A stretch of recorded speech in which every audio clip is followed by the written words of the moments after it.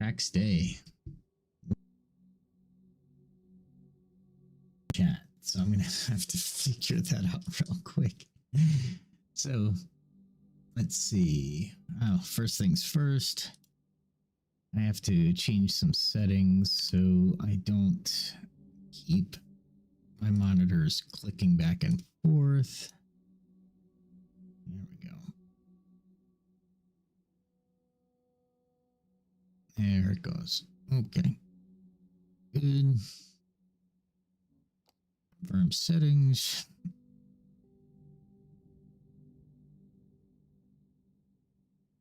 And then we'll escape. Oh, nope. There we go.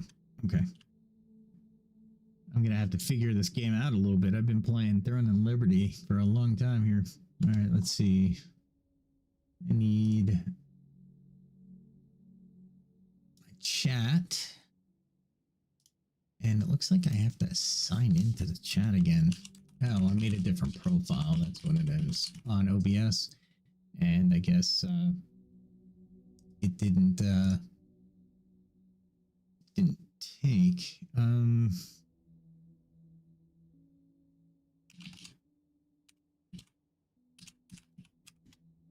Oh boy, I can't remember. Oh, I know what it is.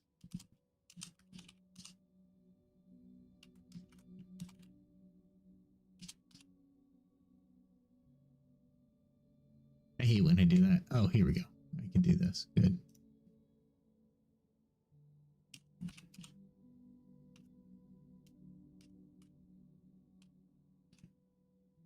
That should be it. Nope, that's not it. Oh boy, I can't believe I won't be able to get into the chat.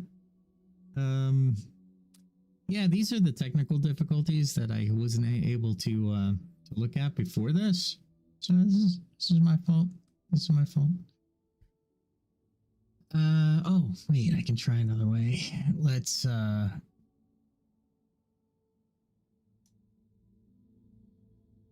we go. I can use my pass key. There we go.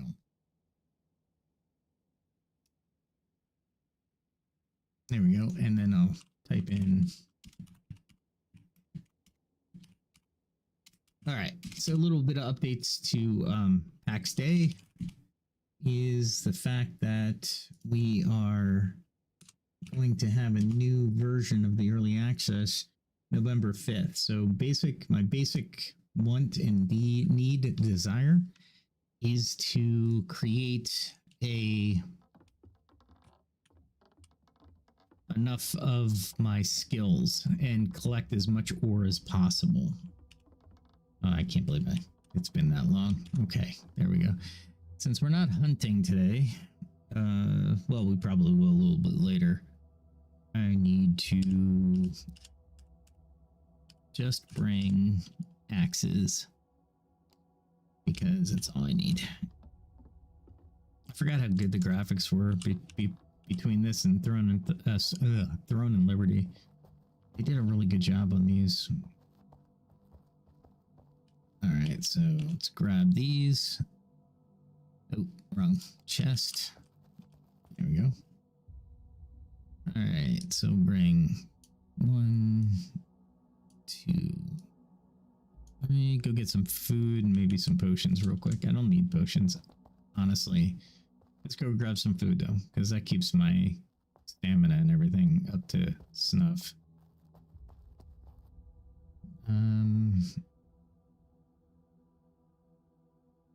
There we go. I heard with the update that they'll keep all our stuff in kind of limbo, which is fine by me. I'm alright by that. in a special file essentially. All right, so do I have everything? As a matter of fact, I do have everything, so let us go. And I love the fact that I can hit Q. It's so nice to have this thing run without me having to monitor it. All right, so we're off.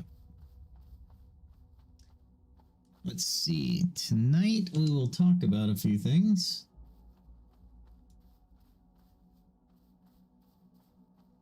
Because we can. First thing on the agenda is, well, if you're in chat, what do you want to talk about? Oh, I got a new program. It's an AI that helps me. Well, it creates music, and I've been using it. I've been writing the lyrics myself since I have no talent for music. I was like, you know what? I'm going to try that. At the beginning of the stream, one was supposed to play. It did not. That's okay. I'm okay with that. Because I have access to those, and of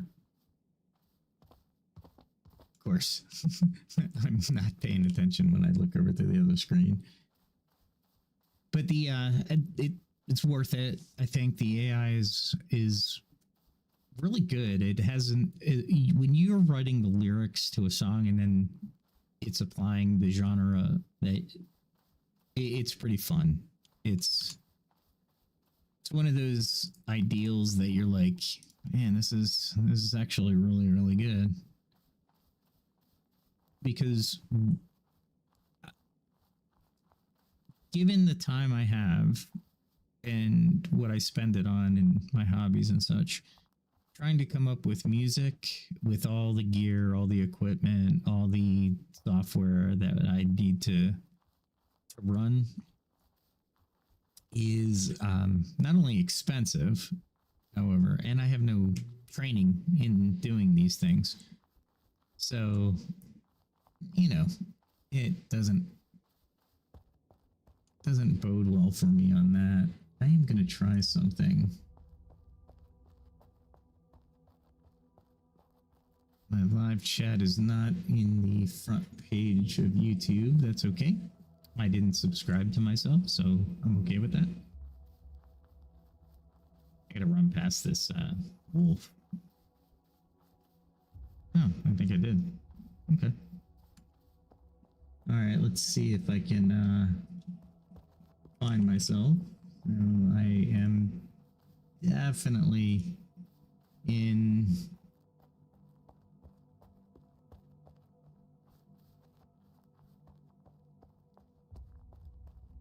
Oh, here I am. I am live. Okay, cool. I was just making sure my audio was going through because I set it up again, and it sounds pretty good, I think. Comment in the comment section if it does not, and I will change it. I'm using a couple different filters and all kinds of stuff, but ultimately I think I have everything. Sounds like it's coming through, so that's even better. I was trying to come up with a Halloween song on the AI, just playing around with it. I'm running away from a fox.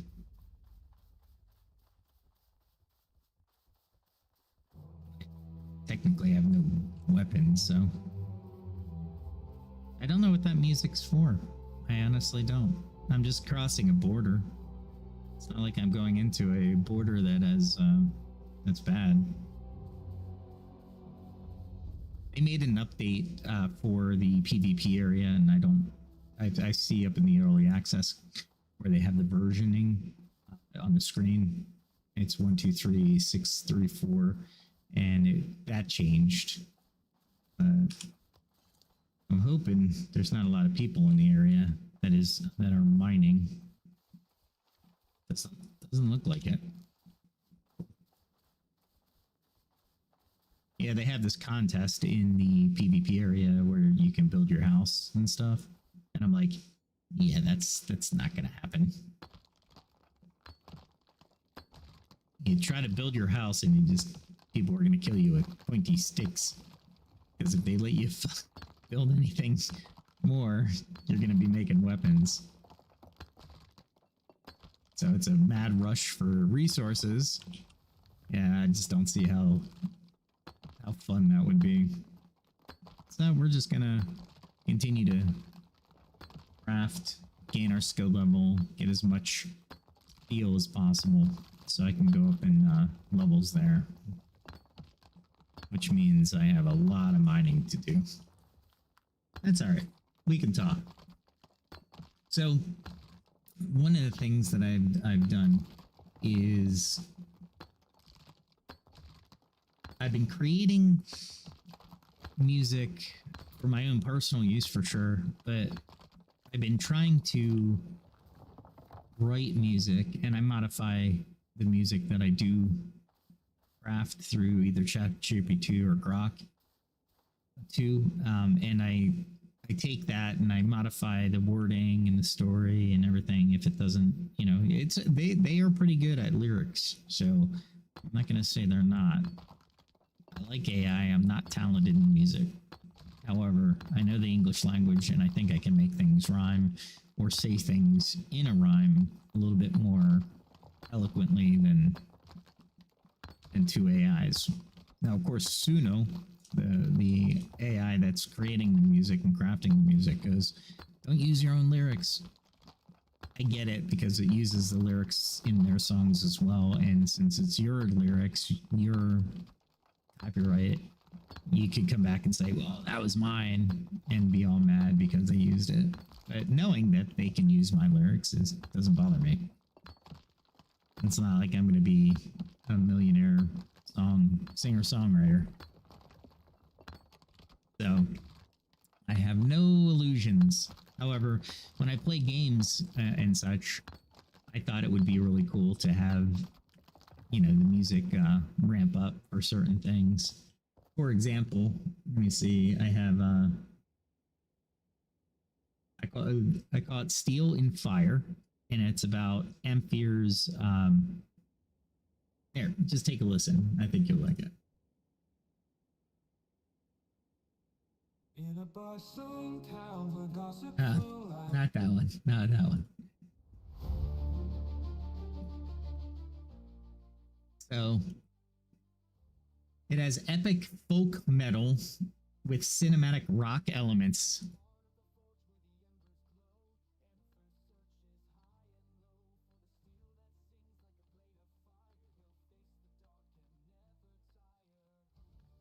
And I crafted the lyrics for Emphr in particular. And it's pretty epic if you ask me.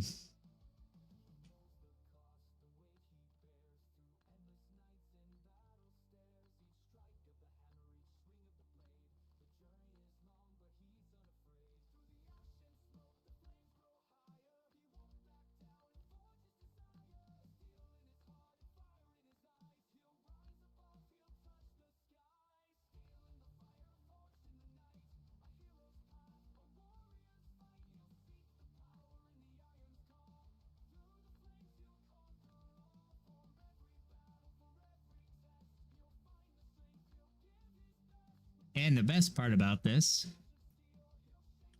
my music, so I can use it wherever I want to.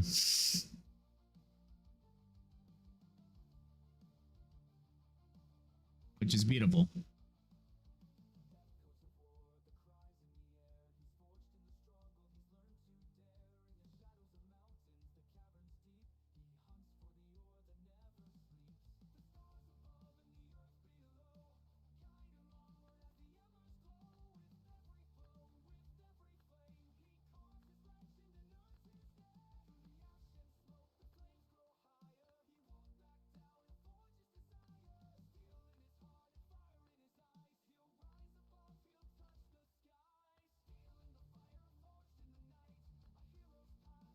It's almost like you can't tell it's AI unless you really listen to it. But the instrumentals are amazing.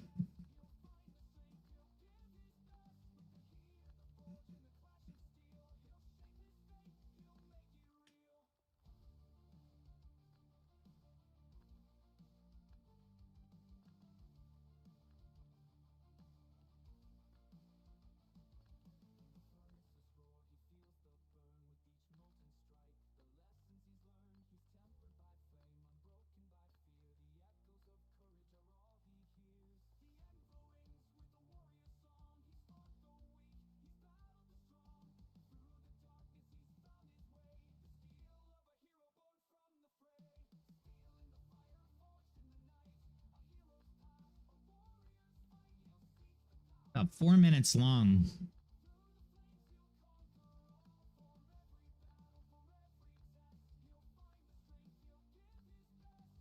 This one was mostly written for the fighting, right?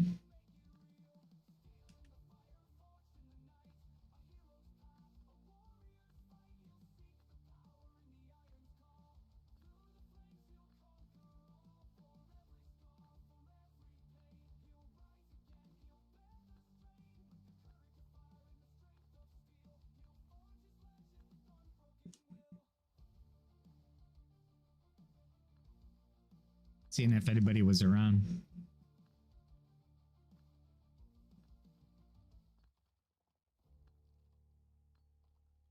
So pretty cool. That was the first version. I think it was the better version out of the two because it does 2 versions.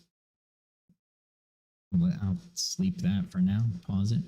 But I thought I'd share that tonight because I thought, man, this is awesome. This is just great. Now I can create a particular song in any genre, any type of genre that I want for the game that I'm playing at the time. I did some for Mavriel, technically.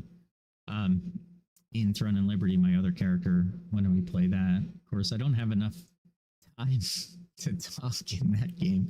This game, I have a little bit more, and I enjoy this game a lot more, actually. I know there's a lot of redundancy in gathering and skilling or leveling, but it's not quest after quest after quest to level up. This is more you're using you adventure to find this stuff that can increase your skill, which increases the level in the skill, which allows you to craft better, more useful stuff. I like that. It's pretty cool. But but putting music to it is pretty amazing. Like I said, I have no talent for music. I'll say it definitively. I have no talent for music. However, if I studied, I could probably practice enough where I would be proficient in at least songwriting. My voice isn't there either, so not for singing. I don't believe. I think it's made for podcasts. You tell me. Put in the comments or chat if you agree. Put a thumbs up. But ultimately, having fun is the goal of the podcasts, and enjoying time with you and whoever's listening, wherever they may be listening, sharing stories, creating a positive outlook or optimistic outlook for the future of humanity, I believe is paramount. I believe hate has no place. And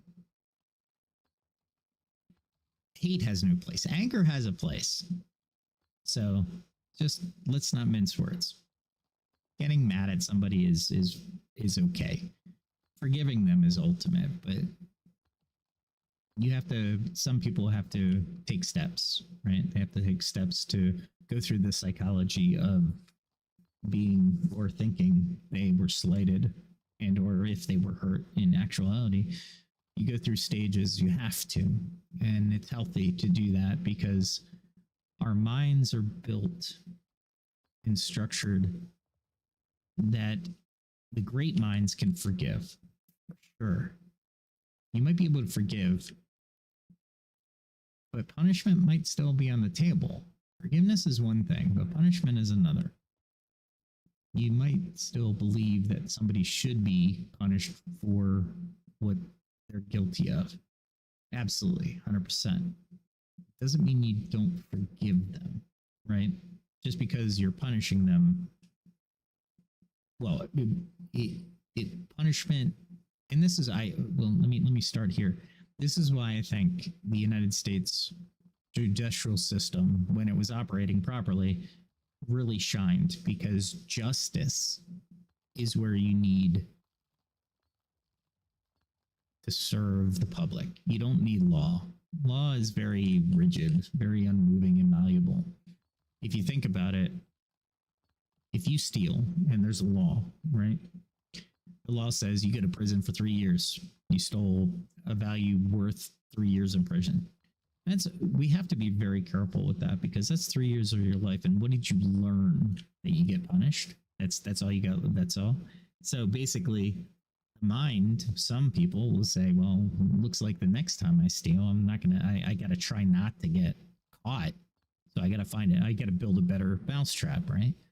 And it becomes a game because sometimes people feel that because they were convicted of a crime, their life is over as far as socially and job wise, socially, job wise, socially, sometimes with friends, family. Family usually sticks by you, but depending on the crime, right? But I'm talking about the smaller crimes, the petty crimes. There is a victim. The victim needs to have justice. Sometimes it's justice doesn't come from prison time. Maybe justice comes from making the victim whole. For example, if someone steals from you, how about give back the stuff? Right? If it's in good condition, you give it back, right? I think that in and of itself would be okay. But there's more to it than that, right? And that's why we have judges. Now, judges are human, and this is a problem because judges make calls and they need supervision. Every case, every ruling should be questioned by a group of judges. So one judge can make the call, and it goes, whatever is happening, and they're like, ah, crap, this is happening, so we have to do this. But it should go for a judicial review, meaning, was the judge biased? Did the judge look at, maybe one of the lawyers made him angry for some reason, and we'll just go with that case. He's human, right? He's going to get angry at somebody. Maybe they weren't listening. Maybe they did something against procedure. But procedure is not law. But procedure needs to be adhered to because justice the question needs to be answered. Can justice be secured if the process was circumvented or the procedure was circumvented? So there's a lot to that, and I'd love to have just a discussion. There's no debate. I mean, there's very few things I'm taking a hard stand on, but I'd like to discuss it because right now I don't feel the justice system is justice. I think it's removed itself from that position. Not entirely. I mean, there still are good ways to get justice. I think mob mentality is not a great way of dictating. So if a judge or jury know that they're going to be hounded for the rest of their lives, that automatically makes the trial invalid. I mean, think about it. If you cannot get a fair trial, you don't have a trial, man. It just doesn't make sense to me. I mean, unless you can get a fair trial, a fair, neutral trial. Now, I'd like to. I compare things to Dungeons and Dragons a lot, so forgive me if you're not familiar with Dungeons and Dragons. But there's an alignment called neutral, and neutrality is almost. I would argue it is the hardest alignment to play. Neutrality doesn't mean I do something bad and then I do something good and I become neutral. That's not what it means. It's really hard to be neutral, unbiased. And we all have our biases. I have my biases, you have your biases, and that's okay. We're okay with biases. I don't know why people are so angry nowadays that if somebody has a bias, they're like, oh my god, I can't believe you have a bias. Yeah, that's all right. It's fine. We're not. What you have to do is recognize your bias, and I learned this in some of my advanced college courses, which I wish I learned in high school. Right? You need to review your your thoughts, your positions, and periodically, right? Because your positions can change. We know that from the false claim. And I do I don't do politics on this channel, but it's a great example. When a politician, regardless of their political affiliation, when they go in and say, well, I changed my position on this, us as constituents and consumers of the information need to know really if they did it because they wanted to get elected, or did they do it because they actually reassessed their position and said, you know what, I was wrong on the position, or I could have done more research. And this is true for anybody, anywhere, and it doesn't have to be a political figure. My point is, everybody can do with actually thinking about their positions, not necessarily changing them. You don't have to change them, but thinking about your positions is a wise way of approaching life. It was not until, and I'll name him, Tim Pool came up with his argument for the death penalty, and I was like, I thought I was pretty firm on the death penalty. I was like, yeah, the death penalty makes sense. And then he made one statement, and I was like, you know what, I really got to think about this now, and it changed my position wholly on the death penalty. And the statement he made was, you're trusting a government institution with the power of life and death because of an incident that beyond a reasonable doubt, the person was convicted. And I'm like, and usually I'm like, yeah, that's exactly right. They're beyond a reasonable doubt, they've been. However, when he brings up the fact that there's been innocent people that have been convicted later to have been exonerated, and I'm like, yeah, that's so true. That's so true. And some have been on death row. And it's like, you know what? I'm going to reevaluate that position. When is the death penalty good?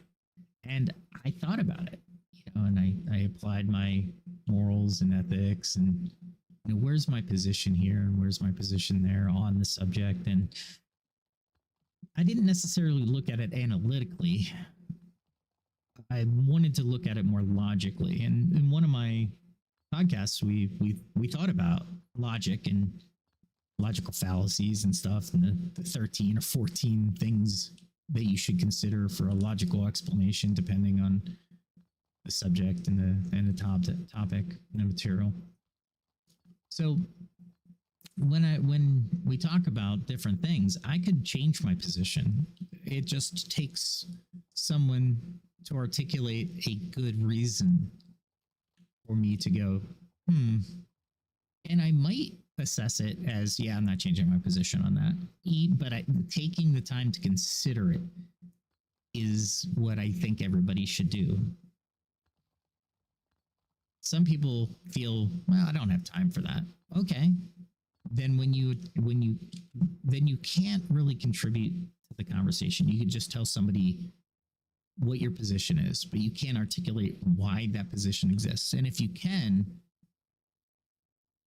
you're missing the counter argument within that articulation, I'll question whether you really thought about it or not. Things to think about, right? Psychology is so important. Culture is so important. It's one of the reasons that I decided to create a podcast. I may not get many viewers. Hello, world.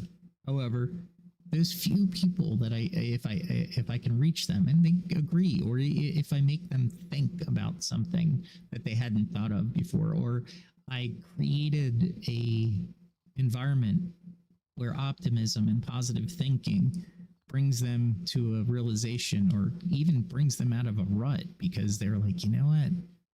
I got to start thinking this way. This is positive thinking, and it's really good. Positive thinking doesn't mean you don't consider all the angles and you go blindly and you're like, everything's positive.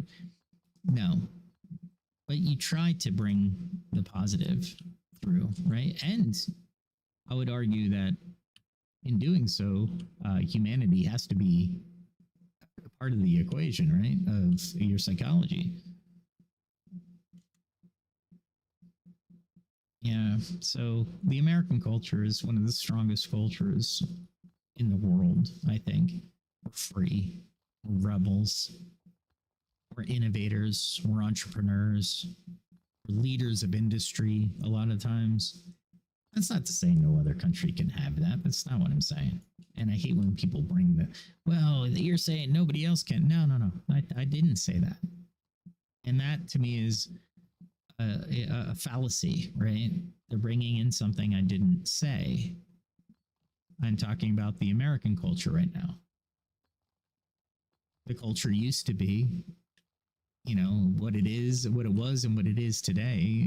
The American culture evolves. And why? Because we're a melting pot, and we should be a melting pot.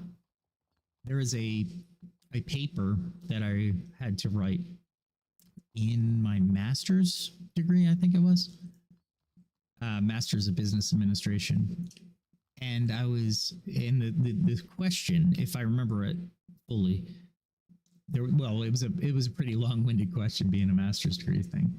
But basically, paraphrasing, the question that we had to research and answer is, what do you think America is, a melting pot or a salad bowl? What do you think it's more like? And I'm like, that is a good question. I'm trying to find out. I haven't been in this world for a while, so yeah, here we are. So I'd have to go reread that paper. I thought it was more melting pot, but if I look back in honesty, right, and I took an honest, hard look at that paper, my argument was incorrect.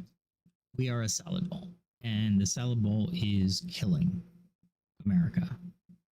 If you look around the world, different cultures, different countries, they have a unified or a majority culture that is adhered to.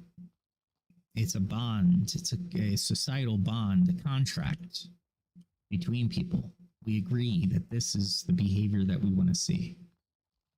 We will shun the behavior we don't want to see as a society. We don't need the law to do anything. And I think those people, and I'm going to say the people that I'm thinking about are the ones who are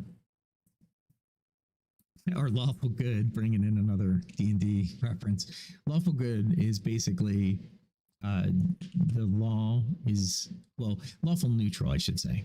It's a better assessment with lawful neutral, people who adhere to the law no matter what. Lawful good is more, we adhere to the law, we have a just component to it, right? So there is that. But people who adhere to the law, socially especially, and we think, if you think we're a melting pot, you'd be, in my opinion, you'd be wrong. Did they really give me battle music for a fox? Okay.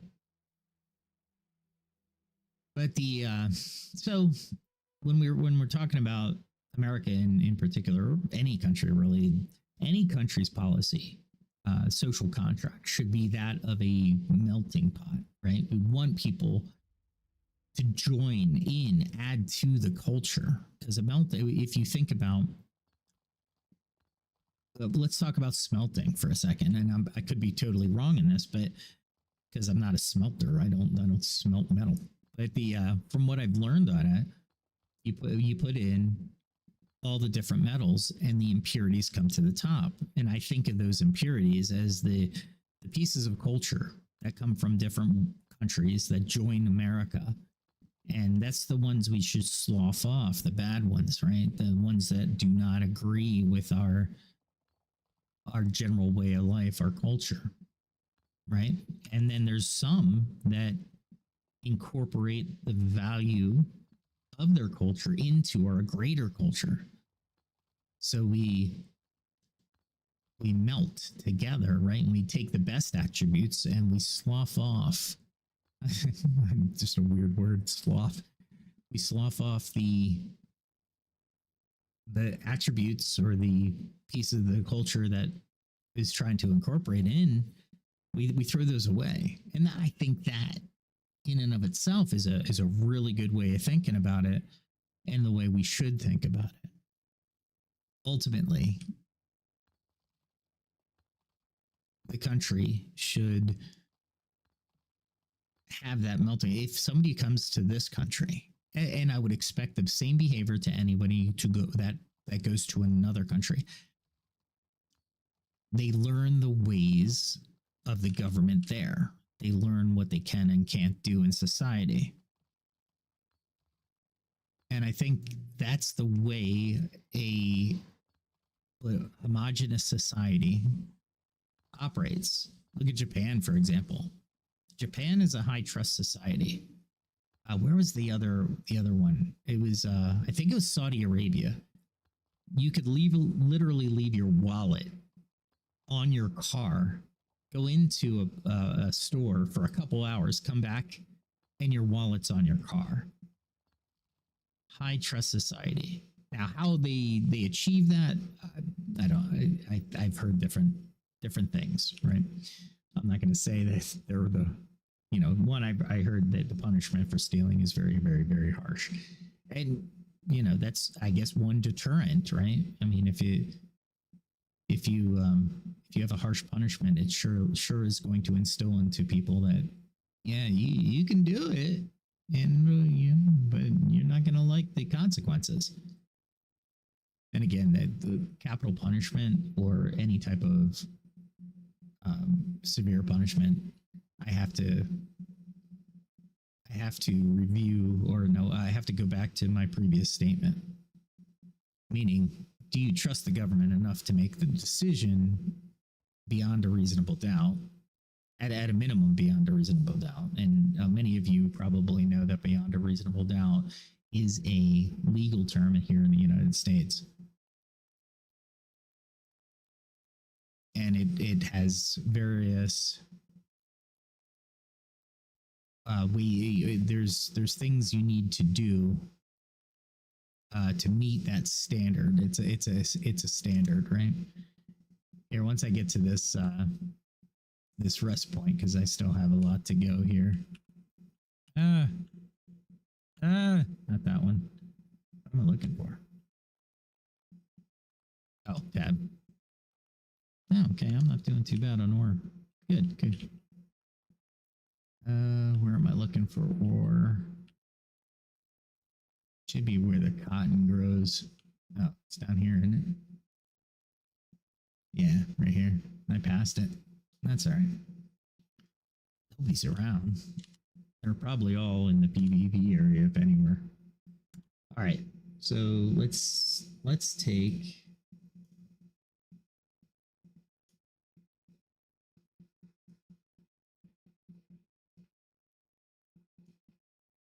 Let's see. What are the requirements to meet the legal standard of, what do we say? It's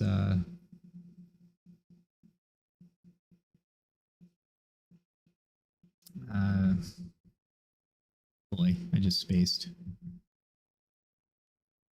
Beyond a reasonable doubt. Beyond a reasonable doubt.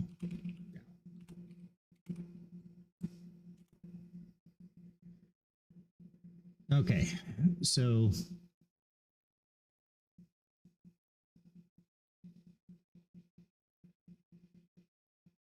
wow, they really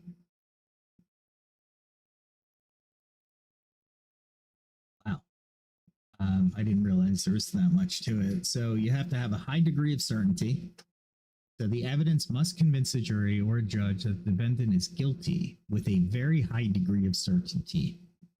There should be no reasonable doubt about the defendant's guilt in the mind of a reasonable person. That makes sense, right? But because you're taking when you know, especially in America, when you go to court, the standard of beyond a reasonable doubt has to exist. And the reason I say that, you're taking away someone's freedom for a period of years, maybe. And let's be honest, guys. 80 years old, let's say 80s. Well, let me ask the what is the expected life expectancy? What is the life expectancy U.S. male and female?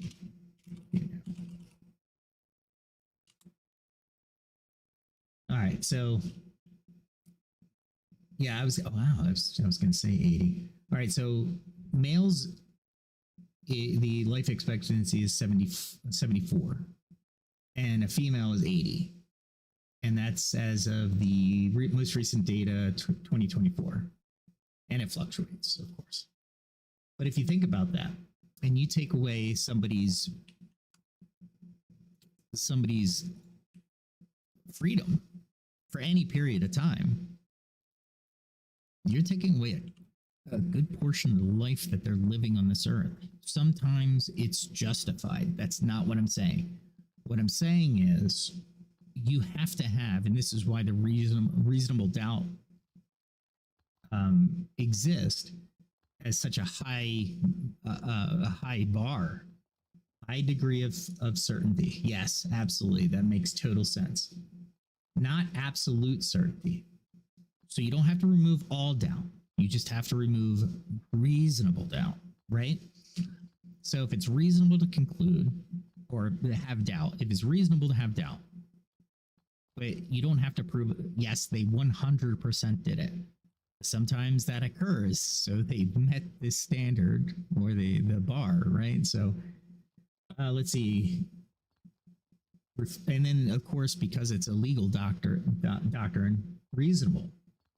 This refers to doubt based upon reason and common sense after careful and impartial consideration of all the evidence or lack thereof in the case. Doubt. It is not just any doubt, but doubt that would cause a reasonable person to hesitate to act in the matters of importance in their own life. So, yeah, again, legal terms, and I think legal terms should be very precise, right? Because we can't have somebody interpreting one word 7 different ways. That would be ridiculous, in my opinion.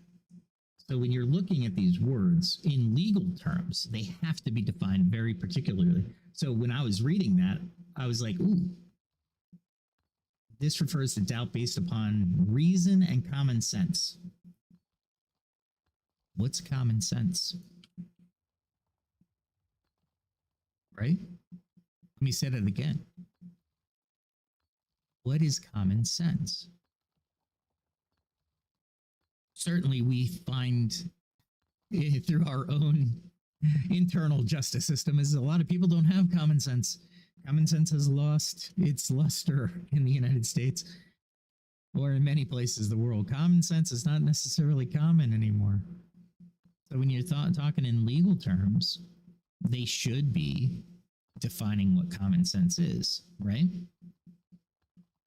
Moral certainty. Now, this is another one. I'm gonna go back to the conversation we just had like a second ago. Whose morals? So moral certainty, some jurisdictions describe it as something, and here's it. I'm gonna stress this.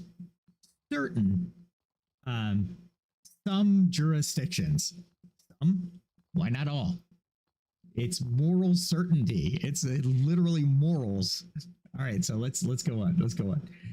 Some jurisdictions describe it as moral certainty, meaning the jury must feel morally convinced the defendant's guilt.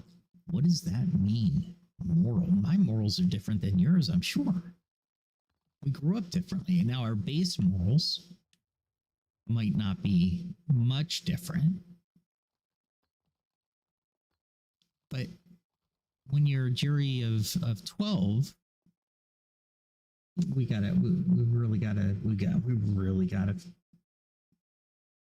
all right, let's ask. What is the legal definition of common sense and moral certainty? Because we have to have legal definitions. It's the law. You have to define everything. If you look in a contract, by the way, just side note on business, when you're looking in a contract, you need to read every word, because every word means something different. This is why companies have lawyers, because in contracts, one word could be the difference or mean the difference between another company reneging on what they agreed to or carrying out what they agreed to. Keep that in mind as well. Very powerful, very, very powerful contracts. So if you're in business, and I want to let me side note here before we go into the legal definitions. Side note: if you're in business, I don't care where you are in business, you should be at a minimum looking at these contracts and the way they're worded, because you're going to have to be, as an individual contributor, getting legal involved, because they're not involved in every little thing. So in essence, it would be up to you to highlight the suspect or suspected paragraph or words, right? All right, so here's the definition of common sense. Common sense definition. While there isn't any strict legal definition, all right, okay, they just blew justice out of the water. Because if there's no legal definition of common sense, then there's no way you can have reasonable suspicion or reasonable doubt. So it goes on, though. Common sense refers to the ordinarily good sense and prudence of the average person. It's the basic level of practical judgment and understanding that most people are assumed to have. Assumed in law, where you're convicting somebody who may not be guilty. Man, I know we have to have a system, and it's the best system in the world for sure. Don't get me wrong. But we go back to the topic of the conversation when we're talking about the at the top of the podcast. We have to have moral and good people, right? We have to have a culture that is agreed upon. If you don't have that, then things get difficult. For example, the United States was founded on a Judeo-Christian value system. It's not, that's history. That's exactly what it was founded on. Why? Well, the Judeo-Christians, Jewish people or Jewish faith and the Christian faith had a similar moral system, had a system that was similar, very, very similar, right? So they could agree on a lot of things. They couldn't agree on how to get those things accomplished. For sure, we have different paths to the same goal. We're okay with that. But at least we had the moral foundations from a common source. let's see. And then, of course, the judge is going to weigh in. Jury instructions, of course, judge might use phrases like apply your common sense. This implies jurors should use their stop. Use their ordinary, everyday judgment when considering the case. Reasonableness. Common sense can be invoked to determine what reasonable person would do in certain circumstances, especially in cases involving negligence or duty of care. So again, we're coming back to the foundation of the culture, the moral outlook of the culture. There's a lot of laws. Laws laws don't mean anything. Even when they're enforced, they don't mean anything. I would argue, and I could be wrong, but I would argue there's more innocent people, or no, more good moral people. Let me say it this way. There's more good moral people in the world that have been convicted because of the culture. Think about that.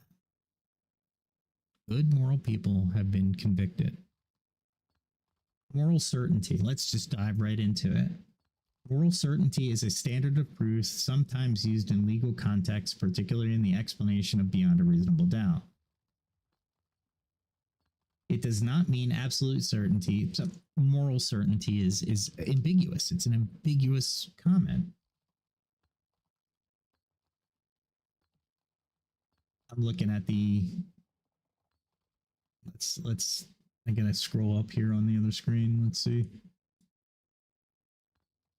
The idea of moral certainty is reached when, after considering all the evidence, the mind is free from doubt that could sway one in a decision of high importance. It is not about being able to prove guilt beyond any possible doubt, but rather beyond any doubt that is a reasonable person would consider. Geez, now I'm reading these. I studied these a couple times throughout my life, but until now, I hadn't really made the connection that, wow, we are just, the law is relative to the jury. And I think that's why a lot of lawyers are like, hey, we want a jury. We want a jury. You want a jury. Don't not have a jury trial because I can convince a jury. Right? And I think it was a joke, right? I think. But somebody said, I'd rather take a traffic ticket to a jury trial than pay it. And I'm like, yeah, more than likely you would probably win. Why? There's this thing called jury nullification. And if you can get the jury on your side, they go, yeah, did he run the stop sign or did he park? Did he stop just after the stop sign? Is that the argument? Throw it out. No, we've all done that. We continue to do that.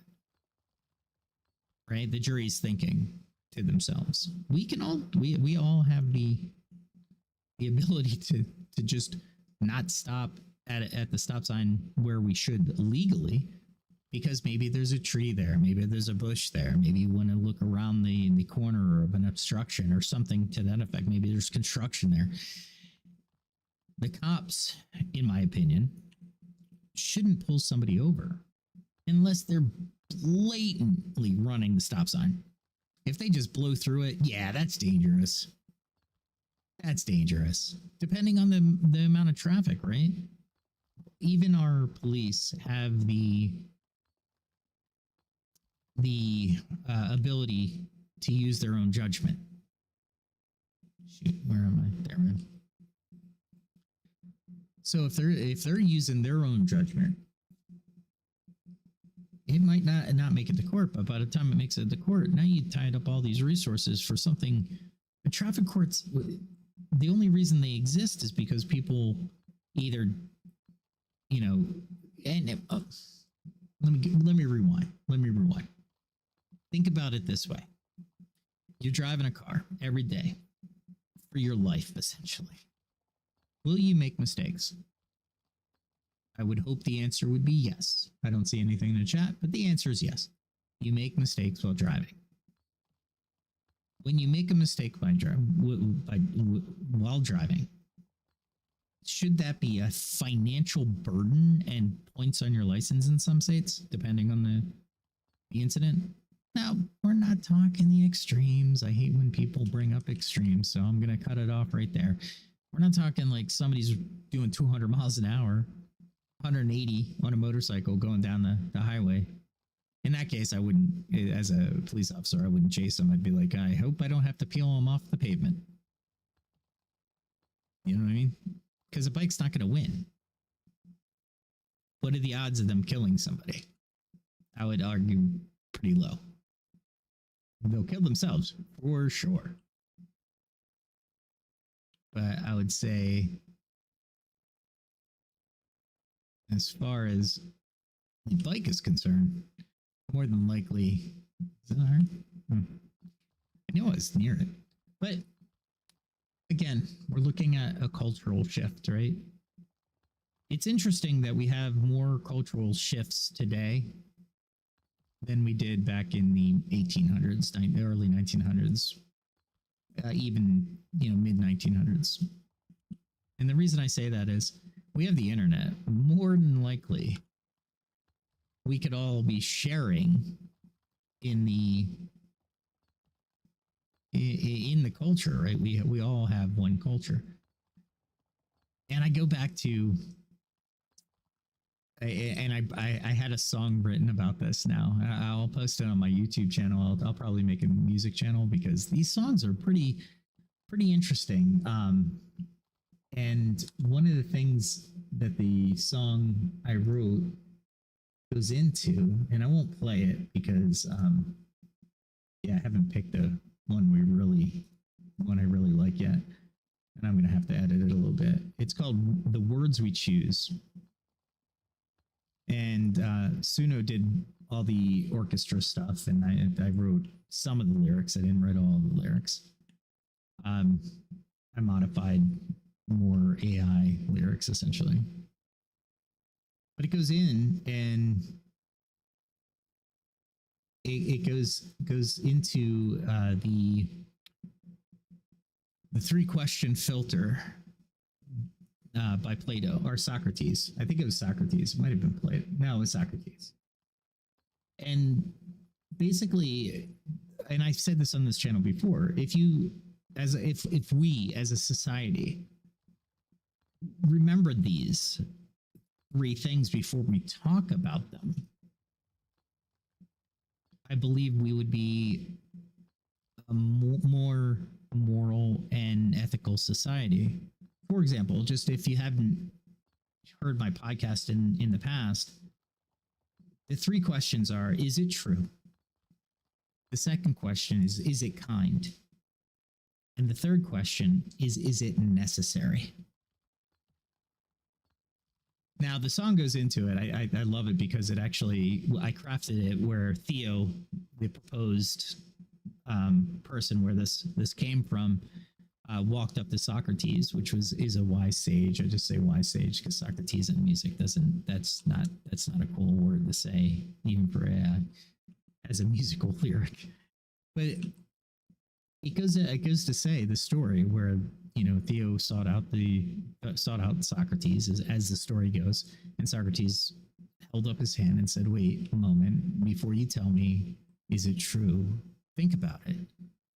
And then Theo thought about it. And of course, the next question was, is it kind? Theo thought about that. And then the final question, is it necessary?